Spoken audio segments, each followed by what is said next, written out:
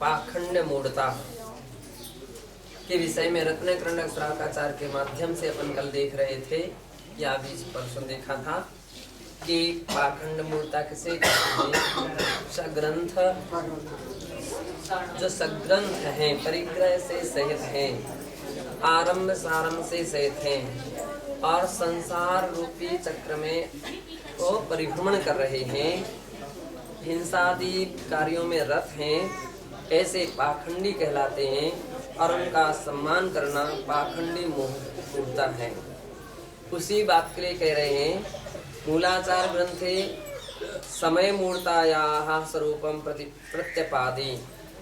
मूलाचार ग्रंथ के अंदर में समय मूढ़ता के स्वरूप का गाथा नंबर 259 में प्रतिपादन किया है। रत्तवड़ चरगतावस परिहत्तादि अन्यपाषण्डा संसार तारगत्य यदि गिर्णहि समय मूढ़ोसो रत्तवड़ चरगतावस परिहत्तादि अन्यपाषण्डा संसार तारगति यदि नहीं समय मूढ़ोसो। कह रहे हैं रक्तवड़ यानी लाल कपड़े पहन करके जो इस प्रकार से रक्तांबरी हैं वह, और रक्तवड़ चरगत चरक प्रकार का एक संप्रदाय है और उनके साधु चरक साधु कहलाते हैं। दर्शन भी चरक दर्शन, चरक तापस, और तापस तपस्या वाले, केवल तपस्या भभूति लगाना, विभिन्न प्रकार की पंचाग्नि तप करने वाले तापस। परिहत्ता दिया और परिव्राजक जो साधु होते हैं वे भी कठोर तपस्या करते हैं। इत्यादि अन्य प्रकार के भी अन्नपाषण्डा, अन्य जितने भी प्रकार के पाखंडी साधु हैं उनको संसार से तारने वाले हैं, इस रूप से कोई ग्रहण करता है तो वह उसकी समय मूढ़ता है। मूलाचार ग्रंथे तो लोक मूढ़ता, वैदिक मूढ़ता, वेद मूढ़ता, समय मूढ़ता, अन्य देव मूढ़ता इति चतस्रो मूढ़ता संकेतिता। मूलाचार ग्रंथ के 256वीं गाथा में लोक मूढ़ता कहा गया है, वेद मूढ़ता कही गई है और समय मूढ़ता कही गई है, अन्य देव मूढ़ता भी कही गई है। इस प्रकार के मूढ़ताओं का वर्णन वहाँ पर है। 4 प्रकार के इस प्रकार के मूढ़ता का संकेत है। ब्राह्मणादि वर्णानाम लोक प्रचलिता च या समाचार परंपरा तद विषय यथार्थ ज्ञान अभावा लोक मूढ़ता। कह रहे हैं कि ब्राह्मण आदि वर्णों की लोक प्रचलित जो आचार परंपरा होती है उसके विषय में यथार्थ और अयथार्थ का ज्ञान ना होना यह लोक मूढ़ता है। तो उनके अंदर में लोक प्रचलित लोग जो अवस्था है वह लोक मूढ़ता है। तद विषय यथार्थ ज्ञानाभावा लोक मूढ़ता। यत्र यह कश्चित् यथार्थ धर्म विपरीतः समाचारो भवेत्, और यथार्थ धर्म के विपरीत जो कुछ भी आचरण होता है तस्यापि यथार्थ धर्म रूपेण स्वीकरणम मूढ़ताया बीजम, उसे यथार्थ धर्म के रूप में स्वीकार करना यही उक्त मूढ़ता का बीज है ना। अयथार्थ को यथार्थ मानने लग जाना, तो उनके यहाँ जो इस प्रकार का वर्णन है अयथार्थ, ब्राह्मण वर्ण विपरीत है पूरा, और विपरीत को यथार्थ मानने लग जाना तो ये देवमूढ़ता कही जाती है। एवं यो वेदिकाः वेद ग्रंथ प्रतिपादिताचारः यथा वेदिकी हिंसा न भवति इति सिद्धान्तः। तो वेद के मूढ़ता वेद ग्रंथों में प्रतिपादित जो आचार आदि हैं, जैसे उनके यहाँ क्या कहा जाता है कि वेद की हिंसा न भवति, वेद की हिंसा नहीं है, इसलिए वो कितने भी यज्ञ वगैरह करते हैं और उन यज्ञों के द्वारा, यज्ञों में क्या करते, जीवों की प्रार्थना करते हैं, है ना। तो उनके द्वारा विभिन्न प्रकार के पशुओं की बलि वगैरह चढ़ाना ये वेद की हिंसा है। तो वो लोग बोलते इसको हिंसा नहीं है, ऐसा उनका सिद्धांत है। तम आश्रित यज्ञ हिंसादिक आचारः, उनका आश्रय लेकर के जो यज्ञ हिंसादिक है उसका जो आचार है, उसका जो आचरण है, तत्र यथार्थ धर्मादि बुद्धि देव मूर्ता, उसमें वहाँ यथार्थ धर्म मानना, यथार्थ धर्मादि की बुद्धि रखना, ये देव मूर्ता है, वेद मूर्ता है। इसे क्या बोलते हैं, वेद मूर्ता। सही का सही लिखा उन्होंने, चेंज नहीं किया।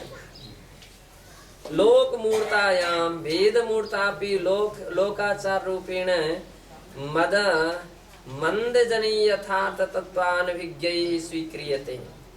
लोक मूर्तायाम यानी लोक मूर्ता को वेद मूर्ता भी कहते हैं, और लोकाचार रूपेण केवल लोकाचार की दृष्टि से मंद जनी यथार्थ तत्वानभिज्ञैः स्वीक्रियते। जो मंद जनी ही मंद बुद्धि वाले प्राणी हैं, वे यथार्थ तत्व से अनभिज्ञ होने के कारण स्वीकार करते हैं। समय मूर्ता पाखंडी मूर्ता प्रायः समानैव, समय मूर्ता और पाखंडी मूर्ता को कहें तो समानता है। अब इससे ज्ञात होता है कि पंडित जी ने बहुत सत्य का आश्रय लिया है। अरे ऐसा नहीं कि चाहते तो ऐसे वाक्यों को अलग कर देते, अन्यथा प्रतिपादन कर देते। देव मूर्ता प्रागुक्तैव, देव मूर्ता के स्वरूप को पहले कहा ही है। अपूज्येषु पूज्यत्व भाव प्रत्याख्यानम अनायतनम, अपूज्यों में पूज्यता का भाव का प्रत्याख्यान ही अनायतनम है ना। ये अनायतन, अपूज्यों के प्रति पूज्य भाव की अभिव्यक्ति अनायतन है। और अनायतनानि 6 प्रकार के अनायतन होते हैं। यथा जैसे मिथ्या देवाः, मिथ्या देव, मिथ्या देव आराधकाः, मिथ्या देव के आराधक, और मिथ्या गुरु, मिथ्या गुरु और कुगुरु, उनको कुगुरु भी कहते हैं।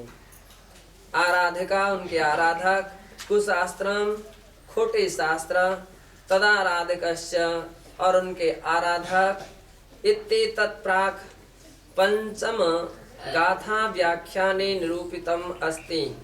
इस प्रकार से एतत् प्राक्, इस प्रकार की जो पहले 5 गाथाओं का व्याख्यान में निरूपण किया है वही है। इन सब का कथन पहले कर चुके हैं। एतानि सदैव पूजताया आयतनानि स्थानानि च भवन्ति यथार्थतः। एतानि सदैव पूज्यतायाः आयतानि स्थानानि न भवन्ति। ये 6 पूज्य नहीं है, है ना, ये आयतन नहीं है। इस कारण से पूज्यताया आयतनानि स्थानानि न भवन्ति, ये पूज्य रूप से आयतन नहीं है। ऐसे यथार्थता अर्थात यथार्थ नहीं है, किंतु मूढ़ो जन एतानि पूज्यत्व स्थानानि मनुते, किंतु मूढ़ प्राणी, अज्ञानी प्राणी इनको पूज्य स्थान मानते हैं। आयतनानि कानि भवन्ति, अब एक प्रश्न है, आयतन कितने होते हैं? तो इति जिज्ञासायाः समाधानम आचार्यवर्यैः बोध प्रावित ग्रंथे विहितम अस्ति। इस प्रकार की जिज्ञासा का समाधान आचार्य वर जो कुंद देव हैं या कुंद देव, उन्होंने बौद्ध प्रावित ग्रंथ की गाथा 6 में इसका समाधान दिया। वे कहते हैं, मैराय दोष मोहो ओहो लोहो यजस्य आयत्ता पंचमहव्यधरा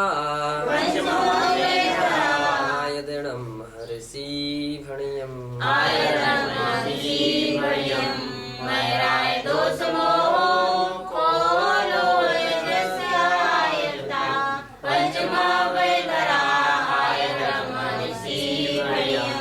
मद, राग, द्वेष, मोह, क्रोध, लोभ, ये सभी जिनके अधीन वशीभूत, नियंत्रित, पराभूत हैं, जो महाव्रतों के धारक हैं, ऐसे महर्षि महामुनिजन आयतन कहलाते हैं। साधुजन क्या कहलाते हैं?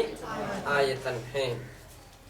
सम्यक्त्वादि गुणानाम आयतनानि स्थानानि आश्रयभूतानि आधारभूतानि च आयतनानि तद्विरुद्धानि अनायतनानि इति बृहद्रव्य संग्रहस्य ब्रह्मदेव सूरीकृत संस्कृत टीकायां संकेतितम्। सम्यक्त्वादि गुणानाम आयतनानि, सम्यक्त्वादि जो गुण हैं उन गुणों के आयतन, स्थानानि उनके उन आयतनों के स्थान का, आश्रयभूतानि ये आश्रयभूत हैं, व आयतनानि इस कारण से वे आयतन कहलाते हैं। तद विरुद्धानि अनायतनानि और उनके विरुद्ध जो हैं वे अनायतन कहलाते हैं। इति बृहद द्रव्य संग्रहस्य, इस प्रकार से बृहद द्रव्य संग्रह की गाथा 41 में ब्रह्मदेव सूरीकृत संस्कृत टीकायाम संकेतितम, ब्रह्मदेव सूरीकृत संस्कृत टीका में संकेत किया है। एवं विज्ञापितम आचार्येण यद सम्यक दृष्टि षट्सु अनायतनानि श्रद्धा भावम आदरम वा बिना विनयादिकम वा न करोति। एवं इस प्रकार से विज्ञापितम यह बात जानी जाती है। आचार्येण यद सम्यक दृष्टि षट्सु, भाई आचार्यों के वाक्य से ये जाना जाता है कि 6 जो अनायतन हैं उनमें श्रद्धा भाव मादरम वा विनयादिकम वा न करोति, उन आयतन के अनुरूप श्रद्धा भाव या आदर या विनय आदि नहीं करता है। अनायतन में आयतन की तरह जो उनके प्रति श्रद्धा भाव नहीं रखता। कई बार बहुत सारे लोग बड़े खुश होते, बड़े प्रसन्न होते हैं, है ना। अब देखिए एक और बात को ध्यान रखिए, 2 स्थितियां सामने हैं। एक है आचार्य गण जिनके लिए अपने संघ समूह को लेकर के चलना है, और एक है सामान्य साधु गण, है ना। तो कभी कभी कुछ कार्यों में आचार्यों के लिए व्यवहार कुशलता, व्यवहारज्ञता ऐसा कहा गया कि उनके लिए व्यवहार पटुता रखना पड़ेगी, व्यवहार कुशलता रखना पड़ेगी। तो व्यवहार कुशलता रखेगी तो सफलता मिल जाएगी। लेकिन ऐसी व्यवहार कुशलता सभी में नहीं होना चाहिए। सभी को अपने कार्य से प्रयोजन रखना चाहिए। कल्पना कर लीजिए कि कभी ऐसे प्रसंग आ गए कि किसी अन्य स्थान में, आश्रम में आपका निवास हुआ, ठहरना पड़ा, ऐसा प्रसंग आ गया। अब ठहरना पड़ा तो आचार्य तो कुशल होते हैं, आचार्य कुशलता से अपना ठहरना भी हो गया, उनका भी कार्य हो गया, और व्यवहारिकता से धीरे से रास्ता निकाल लेंगे, और मिथ्या अपने सम्यक में दोष नहीं आने देंगे, ये भी ध्यान रखेंगे। जो आम साधारण साधु हुआ करते हैं, जिनको इतना विवेक ज्ञान नहीं रहता है, तो उनके लिए रखा जाता है आपके लिए कौन सा व्यवहार निभाना है। भाई आचार्य के लिए तो अपना इतना संग है, ठहरने के लिए भी जगह चाहिए, कहीं चौका लगाने का प्रसंग आ जाए तो उसके लिए भी जगह चाहिए, कहीं और भी 1 नंबर 2 नंबर की स्थिति खड़ी हो जाए तो उसके लिए भी स्थान चाहिए, सभी बातें हैं। तो आचार्य अपनी इन सब बातों में व्यवहार को एडजस्टिंग कर लेते, तो उसका पीछे प्रयोजन क्या रहता है? संग व्यवस्था। और हो सकता है वे इतना प्रभावित कर दें कि वे आपसे बहुत प्रभावित हो जाए। आम साधुओं के कर्तव्य नहीं है। कुछ लोग ऐसे रहते हैं, वे ज्यादा उचक पूर्ण करते हैं, वे ज्यादा उनमें बात करने का प्रयास करेंगे, हिलने मुलने का प्रयत्न करेंगे, चर्चा करने का प्रयास करेंगे, है ना। उनका अभिप्राय बहुत सारा रहता है, प्रशंसा भी करने लग जाएंगे। तो पहली बात तो आचार्य कह रहे कि तुम्हारे अंदर में तो ये कोई उपयोगिता नहीं था, तुम्हारा ये कोई प्रयोजन ही नहीं था, लेकिन ये जो कुछ कर रहे हो तो आपने तो सम्यक दर्शन में दूषण लगा ही लिया। आचार्य का तो लक्षण था अपने संग की उनको सुविधा व्यवस्था चाहते थे, तो इसलिए उन्होंने व्यवहारिकता निभा ली। अब दूसरों के लिए तो ये व्यवहारिकता आवश्यकता नहीं है, आपके लिए तो बहुत सबक इतना ही है कि आप उसे समझो तो उस स्थान पर जाओ, और नहीं समझो, मान ली कल्पना हो सकती है कि आपके इस क्लास के समय या और भी कोई स्वाध्याय के समय कोई आकर के कोई भी बैठ जाए या कोई प्रमुख स्थान बनाने का प्रयास करे, तो आपका कर्तव्य तो ये था, आपने तो गुरु की गरिमा बना लिया आपने, बस इसमें आपको आगे रहना चाहिए। ये सेवक का कार्य है, ये भक्त का कार्य है कि अपना काम करना चाहिए। बाकी आपका कर्तव्य नहीं, दूसरा कौन है, किनसे बात करना, किनसे मिलना जुलना, ये अब सेवक का कर्तव्य नहीं है, ये भक्त का कर्तव्य नहीं है। और कभी कभी जैसे अपन कई बार देखते हैं ना कि कोई बड़ी संस्थाएं हैं, बड़े बड़े है ना ऑफिस होते हैं, तो ऑफिसर बड़े बड़े बिजनेस रहते हैं, तो उसके जो मैनेजर हैं, अब उसको तो सभी से मिलजुल करके बात करना है, लेकिन उनके कंट्रोल में रहने वाले नौकर यदि मिलना जुलना कर देंगे, उनके लिए कंट्रोल कर दिया जाएगा। ये व्यवस्था आपकी नहीं है।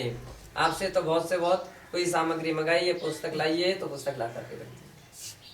अब वो गृहस्थ है, पानी चाहिए तो पानी ला करके रखिए, अमुक सामग्री चाहिए अमुक सामग्री ला करके रखिए, बस। बाकी कौन आया कौन गया, किससे क्या लेना देना, ये कोई खास उनका दायित्व तो नहीं। अब आचार्य अपने नियुक्त व्यक्ति फिक्स करके रखते हैं, कौन से व्यक्ति कहाँ कैसे प्रमुख हैं, तो जहाँ उनको आवश्यकता पड़ती है व्यवहार कुशल साधुओं को बैठाल करके रखते हैं, आवश्यकता पड़ेगी तो वे उसमें रुचि लेंगे, भाग लेंगे, और अन्यथा बाकी साधु लोगों को अपने, फिर उनको कहा जाता है आपको बैठने भी आवश्यकता नहीं, आपको चर्चा में सुनने की भी आवश्यकता नहीं, आपको इन कार्यों में अपने स्थान पर रहिए, बस इतनी ही व्यवहारिकता निभा लीजिए कि अपने स्थान में व्यवस्थित तरीके से बैठे, या कहीं आए तो व्यवस्थित तरीके से बैठें, व्यवस्थित तरीके से बात करें, व्यवस्थित तरीके से अपनी चर्या, क्यों आने वाला तो व्यक्ति हर दृष्टि से आएगा ना, चारों तरफ उसकी दृष्टि रखता है, तो देख करके जाएगा कैसी बातें करते हैं, कैसे मिल करके रहते हैं, कैसी क्या चर्चा करते हैं, तो वो तो सब इसी बात को देखने के लिए आते हैं। तो वो व्यवस्था में आपको कुशलता होना चाहिए, वो दायित्वता होना चाहिए। अनावश्यक सामग्रियां साइड में रखना है ना भाई, कुछ लोगों की स्थिति रहती है, कुछ भी विवेक बुद्धिपान पना नहीं रहता, समझदारी नहीं रहता, तो चटाई के बिंडल टिका देंगे ऐसे साफ के सामने, फोटो खींचे तो उनकी पहले खींच जाए, है ना, तो ऐसी रहती है। लेकिन सभी ना समझ रहा हो ऐसा तो नहीं हो सकता, कोई ना कोई तो समझदार होना चाहिए कि जो इन बातों को परखे और तुरंत ही ऐसी सामग्री को एक साइड में रख दे, तो उसकी कुशलता मानी जाती है, समझदारी मानी जाती है कि कोई ना कोई कुशल होना चाहिए। तो आपकी कुशलता, आपकी समझदारी इस बात में प्रमुखता रखती है, और केवल चर्चा वार्ता और केवल चर्चा वार्ता से कोई फायदा नहीं, वो तो आपकी और अधिक